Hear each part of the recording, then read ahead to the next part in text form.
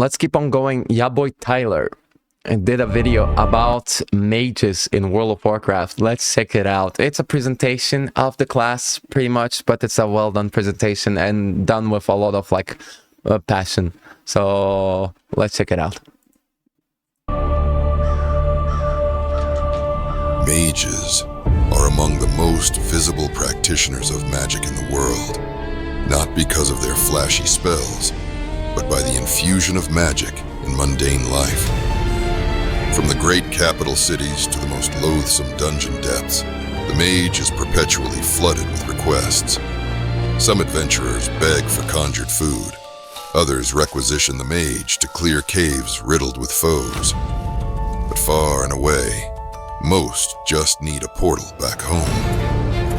The mage will share their intellect without fee, infusing allies with clarity and insight, even if the more headstrong warriors fail to make use of such wisdom. To travel with a mage is to travel efficiently, comfortably, and with the constant awareness that a single mistake can end in tragedy. The arcane mage embodies mastery through restraint.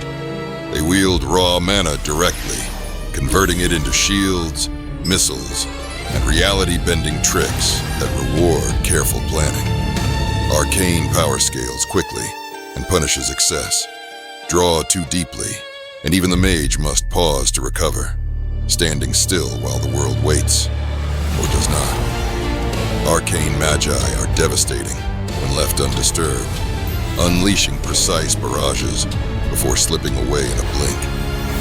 Outside of combat, they handle teleportation networks and arcane logistics, quietly keeping the world connected and travel instantaneous.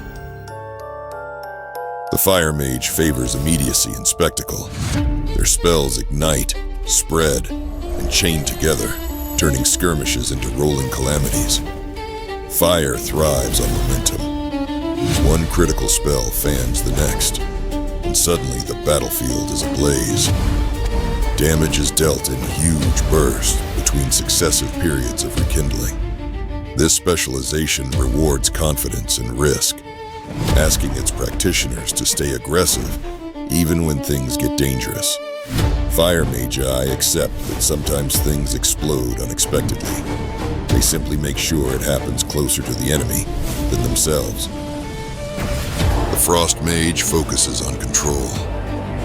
For many years, Frost was the only practical path for survival, prized for its ability to slow, freeze, and neutralize threats before they could close the distance. While it still retains its defining tools, barriers of ice, blizzards that grind advances to a halt, veteran Frost Magi quietly lament the days when water elementals answered their call without question, and cones of cold were cast alongside Frost Novas. Damn. Even so, Frost remains reliable, deliberate, and unforgiving. The mage is not defined by magic alone. They are providers, tacticians, and logistical miracles. Walking libraries who conjure meals, open doors between continents, and occasionally erase enemies from existence, or simply turn them into sheep. They make adventuring smoother, faster, and far more exciting, reminding the world that above all, knowledge is power. Damn, that was really great. That was really great. The part, like, I think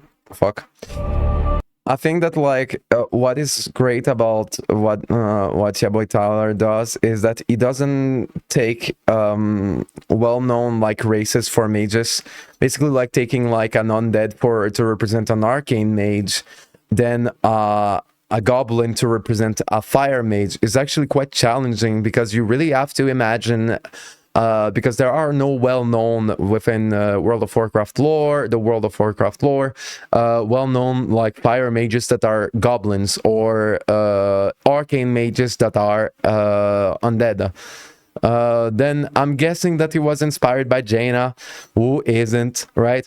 But at the same time, yeah, really great video. Thank you, yeah boy Tyler, for your work.